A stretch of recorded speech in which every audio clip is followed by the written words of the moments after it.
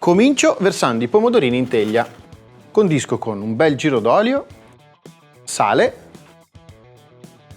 zucchero di canna e profumiamo con origano secco e timo fresco. Do una bella mescolata e possiamo infornare. Modalità ventilata a 140 gradi e tra 2 ore saranno prontissimi.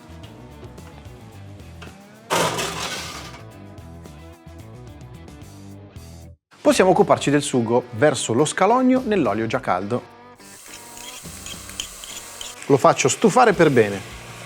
Posso aggiungere la salsiccia, la sgrano per bene e la lascio rosolare per qualche minuto. Nel frattempo mi occupo delle zucchine. Via capo e coda, taglio per il lungo e ricavo delle mezze lune. La salsiccia è ben rosolata, posso aggiungere le zucchine in padella. Condisco con concentrato di pomodoro, sale e pepe. Mescolo per bene e lascio cuocere una decina di minuti.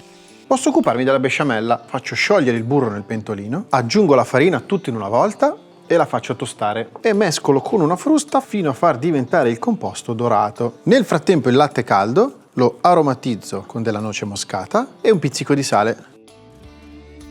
E posso aggiungere al roux il latte in più volte. La lascio cuocere fino a farla addensare. La besciamella scrive e quindi è pronta. Posso comporre la mia lasagna. Un giro d'olio sul fondo, verso un primo strato di besciamella. Posso cominciare ad aggiungere le sfoglie. Aggiungo la salsiccia con le zucchine,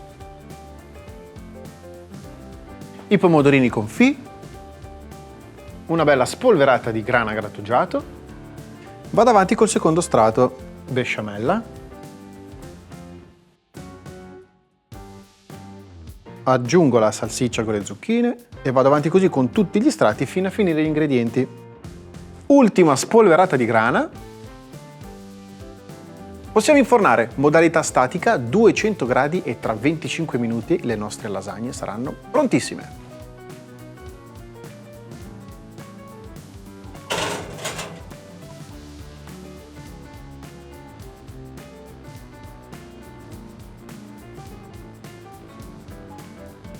Ed eccola qui la mia lasagna bella fumante, pronta da servire.